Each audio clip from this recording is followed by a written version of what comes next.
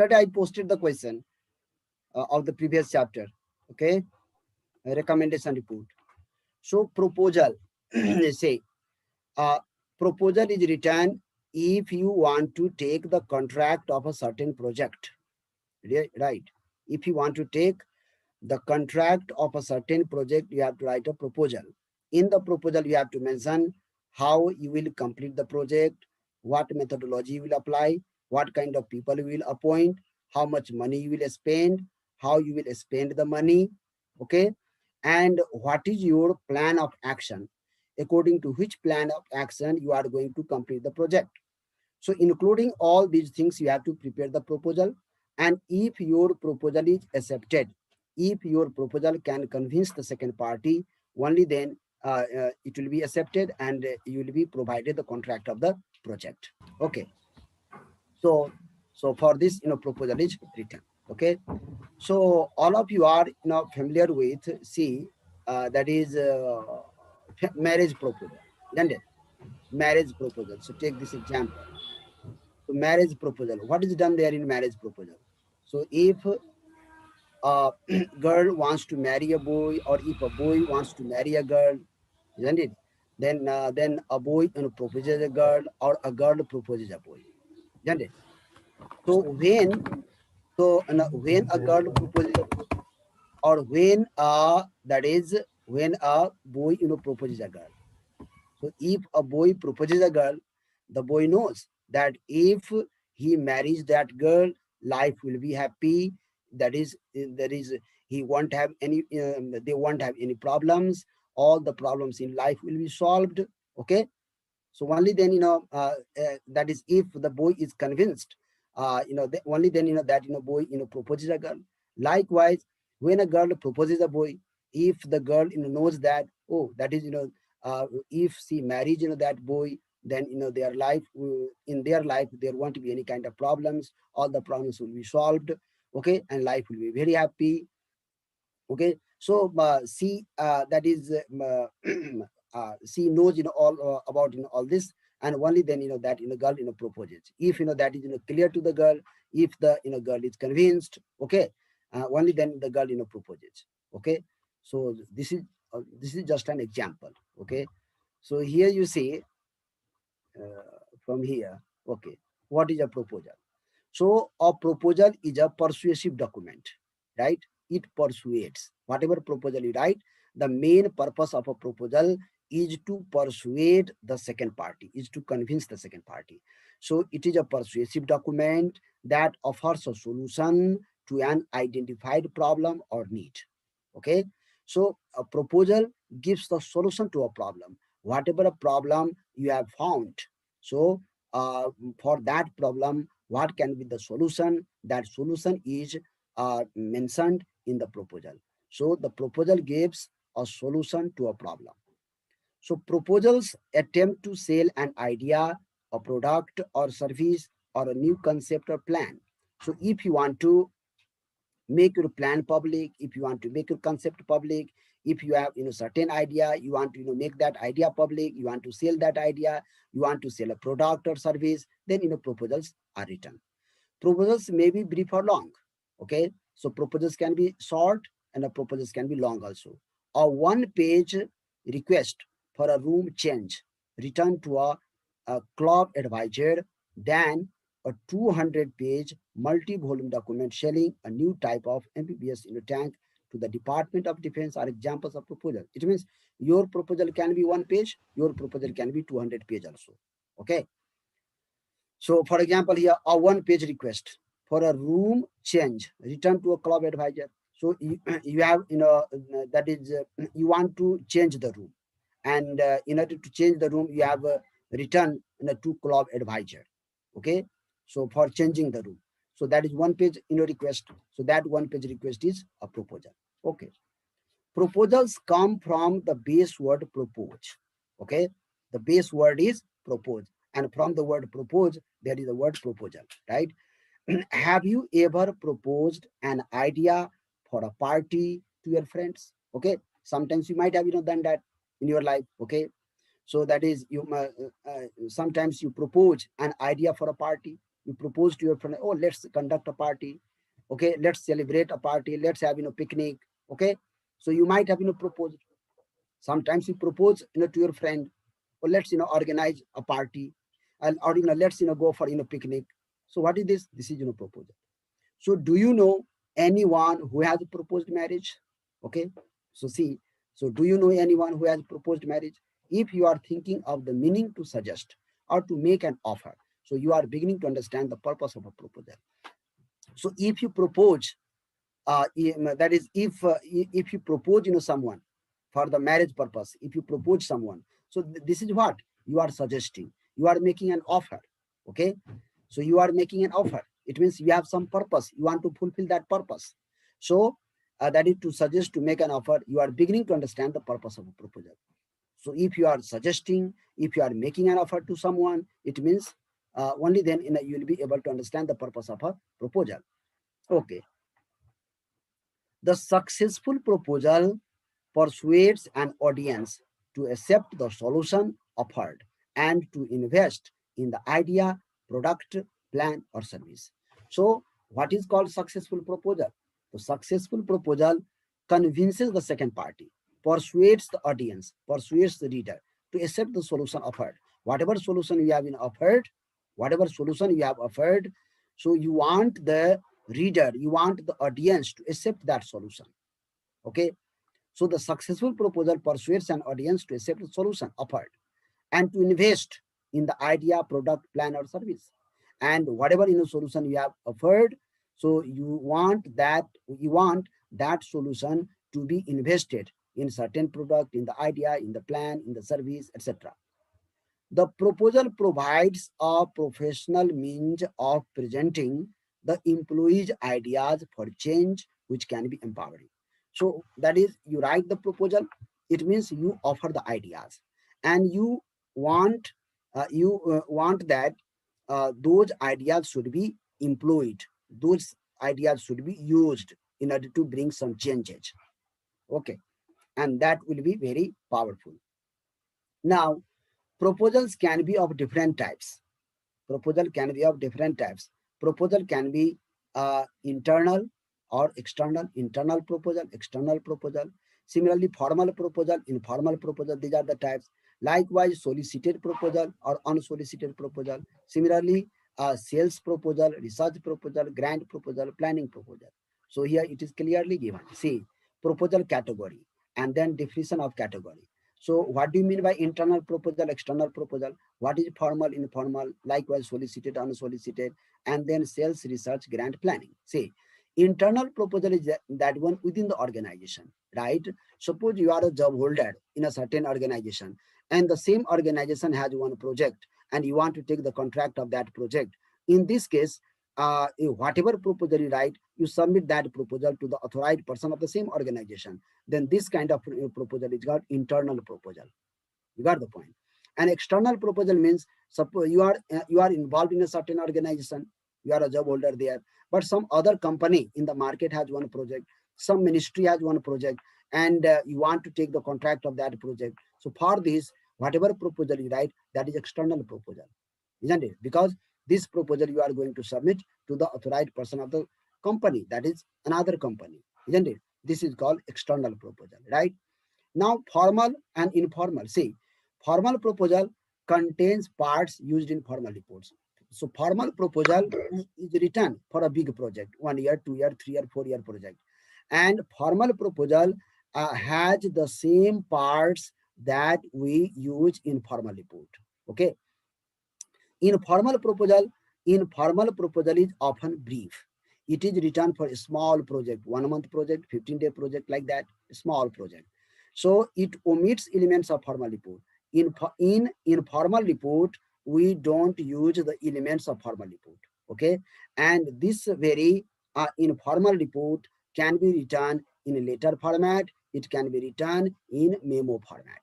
Okay, informal report can be written in letter format, it can be written in memo format because it is very brief.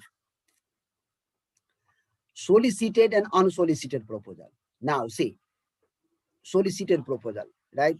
So solicited proposal, suppose you have got a request from certain company. Let's say in the market, there is one company, and that company has a project. Okay, and that company makes a special request to you to write the proposal and to take the contract of the project. Okay, because the company knows that you work very well, you have name and fame in the country.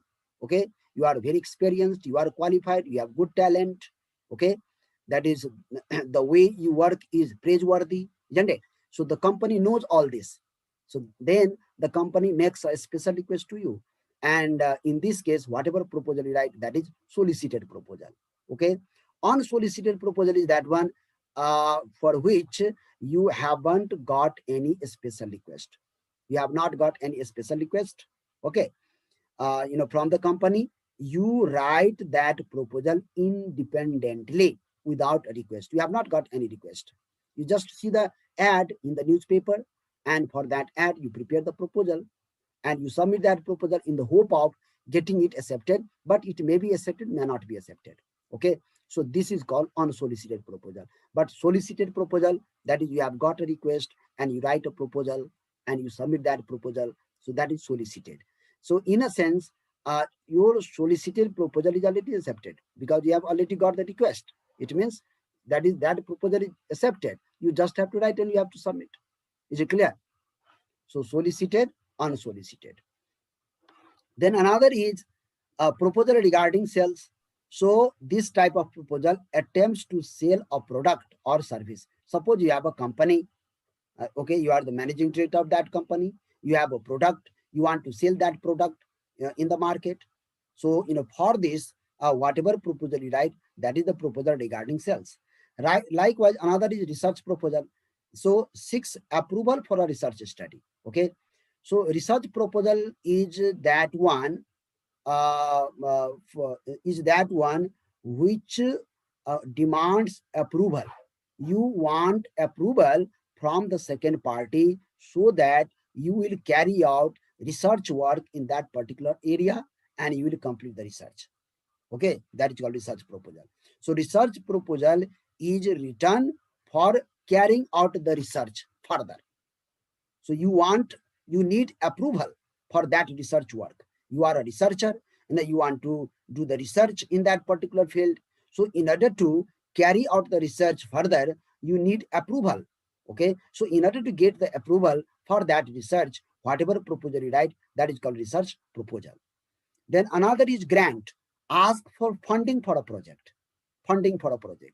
Now, you want to be involved in a project, you want to complete that project, but you don't have enough fund. Okay, so you are requesting certain party and for funding the project. So if you ask for funding the project and whatever proposal you write, that is called grant proposal. That is a proposal regarding grant. And another is planning. So attempts to persuade the audience to take a certain action. So let's say you have devised, you have created, and that is, you have planned a certain action, and you want the audience to take that action so that the audience can work in the organization smoothly and the organization will be better. So for this, whatever proposal you write, that is the proposal regarding planning, because you show the plan, you give the plan, and you think that if that very plan is followed, then there will be good situation in the organization, company will progress well. So for this, whatever proposal you write, that is the proposal regarding planning. So these are the category of the proposal. Okay, very good. So now internal, external.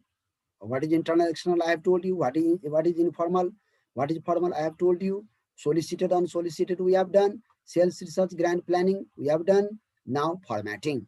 Let's talk about. Okay, so getting started on proposal. Okay, let's talk about this. Now, the proposal begins with a problem or a need. Remember, always keep in mind, when you write a proposal, the problem must be clarified. You must clarify the problem. You must make it clear, okay, to the audience. And what can be its best solution, that also you have to include. Isn't it? Previously, that is from at the start of the chapter, we discussed this. That is, in a proposal, we we offer the solution to a problem. Proposal gives a solution to a problem, isn't it? So that's why at first we have to identify the problem. The proposal begins with a problem or need. Now see, a problem solving strategy. So proposal is what? The proposal is a problem solving strategy. You are going to offer the solution to the problem. So a problem solving strategy such as the one listed below can make your work as a proposal writer easier and can help you focus on the problem. Okay. So problem and then its solution that you have to include in the proposal. See, so by following these steps, you can write a proposal well, and you can become a good proposal writer. So first one is determine whether you have a problem or need. So first we have to be clear about the problem. What problem you are going to solve? So that very problem must be clear to you. So this is the first point. Another point is if you have a problem, if you have a problem, define the problem. Make the problem clear. Okay. So define the problem in simple terms. Or need and your purpose, and what is your purpose. So define the problem. If you have the problem, define the problem first, and then what is your purpose, that also you clarify. Then next point is conduct preliminary research. Okay. So you have a problem, now do the research work. Okay. So how you can do the research work? So you have to use the methodology. Now interview. Now you ask different people, the you ask different people the questions concerning that problem. Okay. How that very problem can be solved. So ask different questions, and on the basis of that interview you collect the data. Okay. So conduct the research. Determine the scope and limitations of your study. What is its scope, what areas it covers, and what are its limitations, restrictions, that also you determine. And then identify the factors or subparts of the problem or need. So what are its factors of the problem? What are the factors that caused that problem? And what are its subparts, subtopics of the problem? Then brainstorm possible solutions. What can be the solutions? Think of the solutions first. Think of the solutions, then possible solutions. Gather data and to support the possible solution. So in order to support those solutions, in order to that okay, brainstorm possible solutions, gather data to collect data to support the possible solutions. So whatever possible solutions you think of, so in order to support those solutions, you gather the data, you collect the data, because the data on the basis of the data, if you give the solutions, that will be convincing. Okay. Then if possible, test and evaluate the solutions, and if it is possible, you can also test the solution whether the solution will work or not. Okay. So make a good judgment of the solutions. So these are the steps that you can follow when you are going to start on proposal. Now here, see this point. Okay. Now informal proposal, how to compose informal proposal. You see this, very important it is, like how to compose informal proposal. Then we will talk about formal proposal, how to compose formal. First informal. Okay. So informal proposal, try to understand this. This is asked in exam. You will be asked to write an informal proposal, you will be asked to write a formal proposal, and you know that I have told you informal proposal is very brief, and it has only a few elements. It doesn't have the elements of formal proposal. Okay. And this very proposal can be written in letter format or in memo format. So here, informal proposal begins with an executive summary or abstract. Okay. So it begins with summary. It begins with executive summary, means abstract. So what you have to write in abstract, that is given below. We will discuss here. Okay. Then following the summary, after summary, we have to, the proposal contains the same parts as any other written document. It means the whatever document you prepare. Simple thing.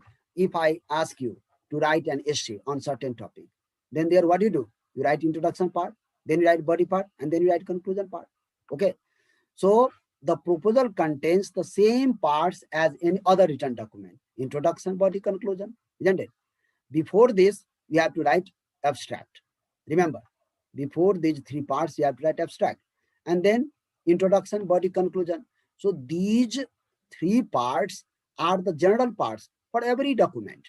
Whatever document you write, even even if you write a paragraph, okay, I ask you to write a paragraph about your study room. So then even in that single paragraph, the first few sentences will be introduction, the last few sentences will be conclusion, and in the middle there will be the that is body part. Even in a paragraph, even in a paragraph, there are three sections: introduction, body, conclusion. If you write an essay, then that essay will have different paragraphs. Then the first paragraph will be introduction, and the last paragraph will be conclusion. And between the first and the last paragraph, other paragraphs will make the body part. So every document has these three parts: introduction, body, conclusion. So likewise, that is a proposal has also these three parts: the introduction, body, conclusion. But before these three parts, you must write abstract. Okay. The summary or abstract is a condensed version of the proposal. So the very name indicates summary. So in a summary, what we do, we mention the important points, only the important points of the whole proposal. The introduction presents the problem and solution, and whatever background information the reader needs.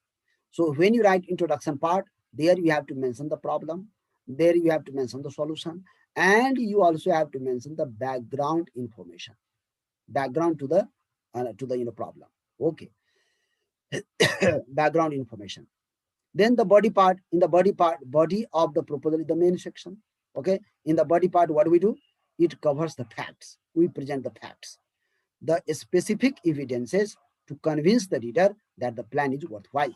It means, so in the main section, we mention the facts. We mention those evidences, those facts, those proofs that can persuade the reader, okay, that can convince the reader. And only then the reader will know that the plan is very valuable, that plan is very good. Okay. And the last section is the conclusion. In the conclusion, what do we do? Wraps up the report and spurs the reader to action. So that is the conclusion always demands certain action on part of the audience. After reading the that is after reading that very conclusion, the reader will get activated, the reader will get motivated, and the reader will do something, reader will take action. So you have to write a proposal in such a way that can motivate the reader to take certain action, okay, with respect to that very proposal. Okay. So here all these things have been summarized here. See, that is section introduction. In introduction, what do we write? Problem, okay, problem addressed, and then solution. Could be two headings. One heading will be problem, another heading will be solution. Objectives, that is purpose. Then background, background information. Then data sources, from which sources you collect the data. And then scope and limitations, area it covers, and what are its restrictions. In the body part, what do we do? We mention the method part. All these have been described here below in the sample. You will see. Body, in methods, what methods you apply. Scheduling, that is working schedule, uh, according to what routine you will do the work. Capabilities and qualifications of personnel, whatever staff you appoint, what are the qualifications of those staff. Materials and equipment, what materials you will use, what tools you will use. Expected result, then what results you expect, what results you hope for, that you have to write. Plan for evaluating results, how you are going to make the judgment of the result. And feasibility, how that is how possible that very plan is, whatever plan you are going to suggest, how possible that plan is, what is the possibility of that plan. Then budget part, how much money you will spend, and you have to mention the budget in tabular form. All these are given in the example. So example. So tabular form, you have to mention the budget in budget part in tabular form, in the form of table. Then justification of budget items, whatever items you have included in budget part. So you have to give the justification why you have included in those items in the budget part. And then the last part is conclusion. In conclusion, summary of key points. Okay, summary of key points. So remember, that is in abstract. In abstract, so in conclusion, actually conclusion is the summary of summary.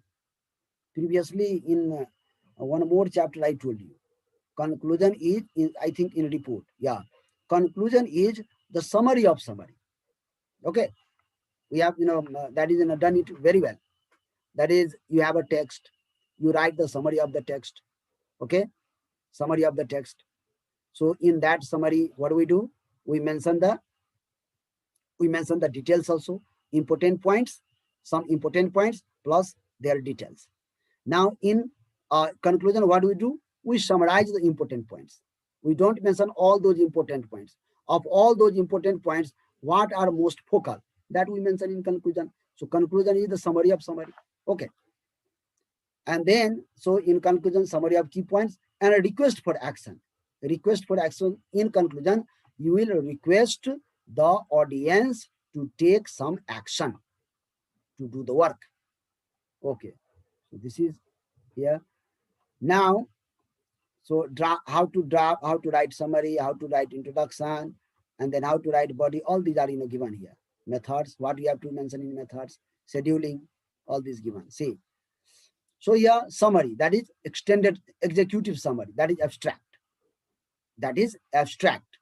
So before talking about introduction, discussion, and conclusion, you have to write abstract. That is also called executive summary. So how to write executive summary? See, in a short informal proposal, this section may appear on the title page or typically as the first paragraph. So this will be the first paragraph. Just a minute.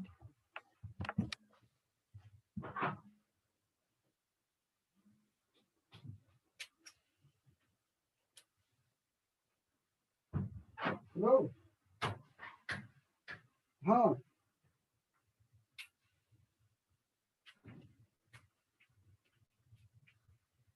Huh. Huh. Yeah. पहले तो यार JEC के है या तो फिर कैटफोर्डो के है, तना है। हाँ, इससे पहले जैसे पुल चौक के है। तना है फॉलो।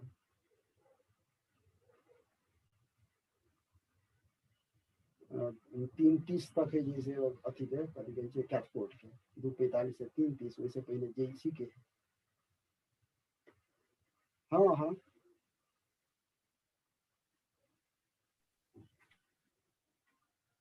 हाँ, तना है 3:30 में फुर्सत है, 3:30 में जैसे फुर्सत है।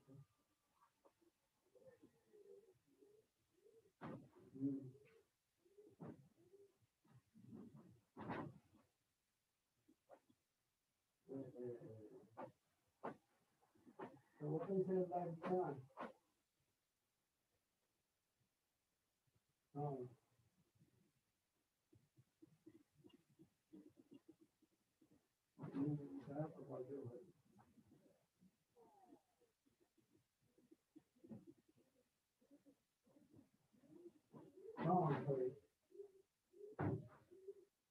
हाँ काल हेतै।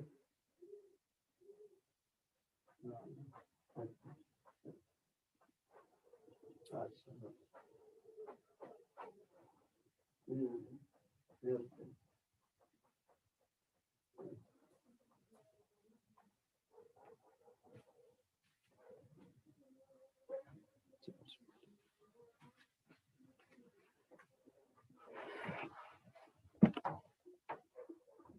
Okay. Uh, so the first paragraph will be executive summary, that is abstract. It provides a brief overview of the essential ideas presented in the proposal. This is the main point for executive summary. So in executive summary in abstract, you have to mention the essential ideas, most important ideas that are presented in the proposal. Okay. The summary should include, say, that is in executive summary, the summary should include a problem statement, the proposed work objectives, and the proposed impact, the project impact, and the work plan. So, so in executive summary, these are the things you have to mention. You have to mention problem statement. You have to write the what is the problem that you have to mention. Okay, problem statement. Okay, that is you have to write one sentence that clarifies the problem. Then you have to mention the proposed work objectives. What is the purpose of the project? What is the purpose of the project? You have to mention the purpose. First problem, then purpose, then project impact. And what is the effect of the project? Whatever project you are going to undertake, okay, take the contract of what is its effect. Effect you have to mention. And then work plan. So what is your work plan? Okay, that is what is your work schedule. Okay, that you have to clarify in the summary part. Okay, so sample is given, you will see. Then in the introduction part, what you will write in the introduction part? So in introduction, introduction answers why question. The introduction answers the why in the reader's mind. It explains why the proposal was written, why you wrote the proposal. So you have to give this reason for writing the proposal. You must identify the problem up front. You have to identify the problem. Another important element of introduction is your proposed solution. And what is the solution to that problem? What is the proposed solution? So what is the solution to the problem? First problem you have to mention, then the solution. This statement should be clear, but in brief, You have to clarify this. Later in the body, you will provide further details.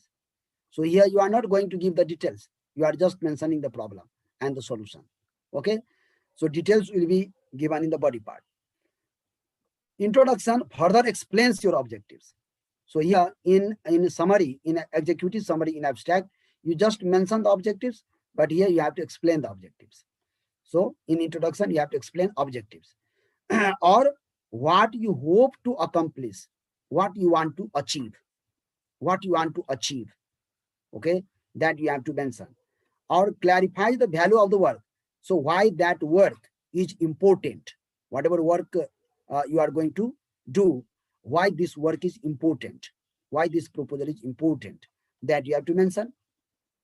Whatever work you are going to do, why it is important, and why it is worth the investment you seek, and why it is necessary to invest in that project. Okay. So you also may need to include a brief background of the problem in this section.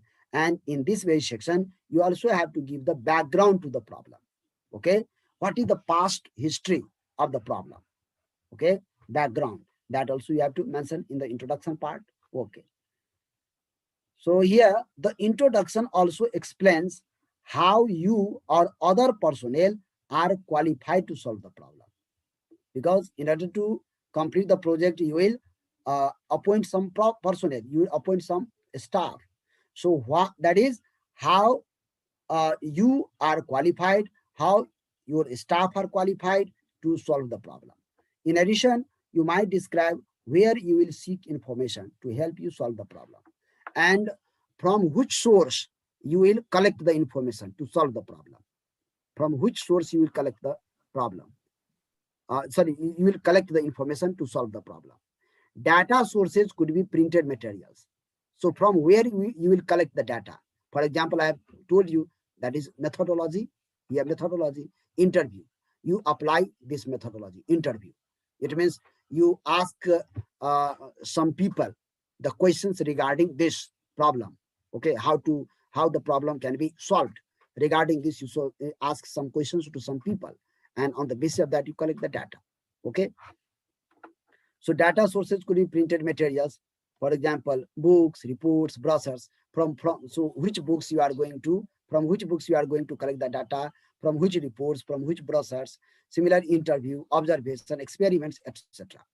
So data can be collected from books, reports, brochure, interview, observation, experiments. So the introduction also might define the scope.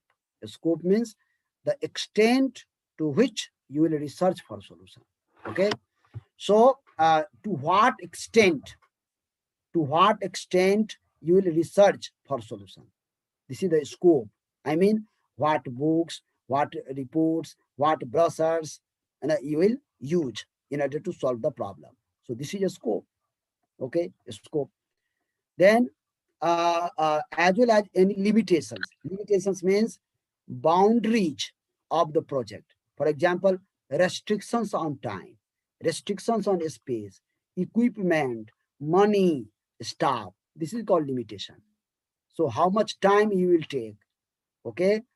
What about the space? What tools you will use? How much money you will spend? How many staff you will appoint? All these come in limitation part. Okay. So this is for introduction.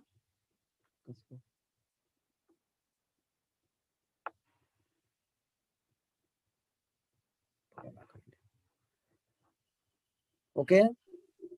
So then you have the body part. Then we will see the sample. See, in the body part, we have methods, scheduling, capabilities, materials and equipment, expected results, plan for evaluating result, feasibility, budget, justification. Okay. So all these points you have to include in body part. So in methods, explain your methodology. This class will end in 10 minutes. Okay. This class will end in 10 minutes. So in method part, you have to explain your methodology.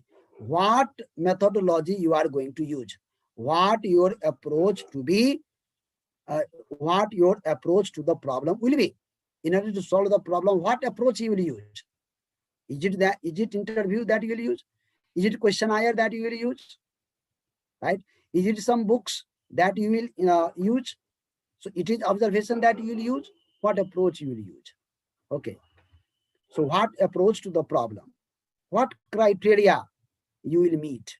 And what outcome or product you will deliver at the date you specify. So justify your plan of work and any expectations of the expectation to the RFP as needed. What is RFP? So perhaps from the RFP limit. Okay, so here in method part, in order to solve the problem, just keep in mind, in order to solve the problem, what methodology you are going to use. Explain that methodology.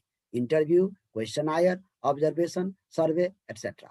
And you also mention what outcome or product you will deliver at the date you specify. If you apply that methodology, what is the result that you will get? That also you mention in method part. Okay. Scheduling. In the scheduling part, present a calendar of the work, planned, okay, routine. Scheduling means routine. You have to prepare the routine of work. And by following that routine, you will do the work. Only then the project can be completed in time. Okay. So present a calendar of the work, planned, and expected completion dates to assure your audience that you anticipate efficiently. Okay. So in scheduling, you have to present the routine of the work. You have to present the calendar of the work. Okay. And that is on what dates you will complete, that is the tasks regarding the project. Actually, you will divide the project into different small tasks. When you start working on the project, you will divide the project into different small tasks. So which task you will complete on what date? So for this, you have to prepare the calendar. And by following the calendar, you will do the work. Okay. Effectively illustrate schedule as appropriate. Timeline, experience. Okay. You can also list numbers and qualifications of personnel. Okay.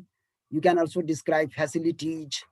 You can also mention the facilities that have been provided to the people working there, or that is needed facilities. If those whatever facilities have been provided to the people for working there, if those facilities are not enough, then what other facilities you require, that also you can mention in scheduling part. Okay. Capabilities. Assure your audience that you can deliver the work you propose, noting the abilities of the people involved and describing your against successful track record. So in the capabilities part, so that is whatever personnel you have, you are going to appoint. What are the qualifications of those personnel, those staff? Whatever staff you are going to appoint, what are their qualifications? Okay, you have to mention the qualifications, experience conditions in the capabilities part. In materials and method equipment part, so review materials and equipment to be used. What materials you are going to use? What tools you are going to use? So that you mention. And this section primarily is particularly important in scientific project and construction project. Okay. So materials and equipment. So we use this very part in scientific project or in construction project. Expected result. What result you expect? Explain what you think the result of your work will be. So you are going to work on that project. So what result you expect? That is, you will do the work. Then what result you hope for? Kun result ko asa garchu? That you mention there. Plan for evaluating result. Now here, outline your plan for evaluating the success of the solution once it is implemented. Whatever solution you have offered, if that solution is implemented, then and it becomes successful, then how to evaluate the success, how to judge the success of the solution. So for this, you have to make a plan. Then another is feasibility part. This class will end in 5 minutes. This class will end in 5 minutes. Reasonable to implement. Feasibility. In feasibility part, you have to explain how you find the solution reasonable. So how far reasonable that solution is. Whatever solution you are going to offer, how far reasonable that solution is, that you have to explain there in feasibility part. Then budget part. In budget part, that is present in the form of table. You have to present in the form of table. So present the costs for the work. Now, what will be the cost for the work?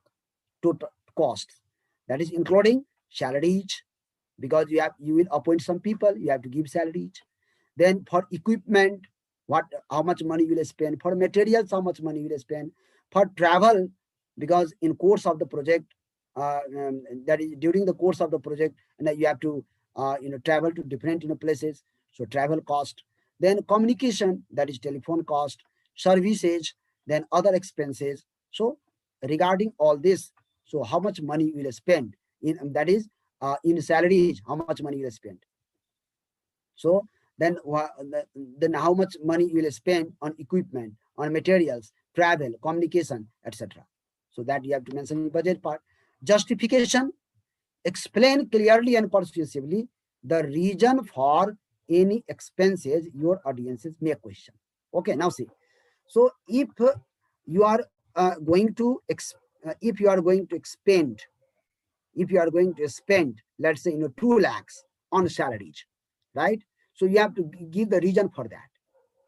So why you are going to spend so much money on salaries, on equipment, on materials? Okay, you have to give the reason for each. So this you can write in justification part. And the last part is conclusion. Conclusion, I have already told you. In the conclusion, you have to mention that is summary of key points. Here you have to mention the summary of key points and what action you want the audiences to take. Audience le kasto khalko action linu parcha. So that that should be mentioned in conclusion. That is summary of most important points in conclusion, plus what action you want the audiences to take. Okay, so these are the parts. And then on the basis of sample, see, this is the sample. So how each point is described, we will discuss. So we will discuss the sample first. Now, in the next class, we discuss the sample. So this is the this is the proposal in letter format, in the format of This letter. class will end in 2 minutes. In This formal class will proposal end in for 2 external minutes. audience. In formal proposal for external audience, and so this is up to here. Okay, this is one sample.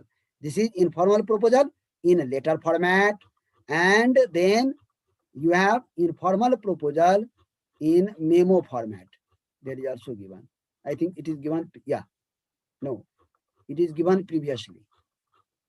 Okay, so here you have the sample of informal proposal in letter format. This is the sample of informal proposal in letter format. So when we write informal proposal in letter format, if we send that proposal to someone outside the organization, okay, we will discuss in the next class.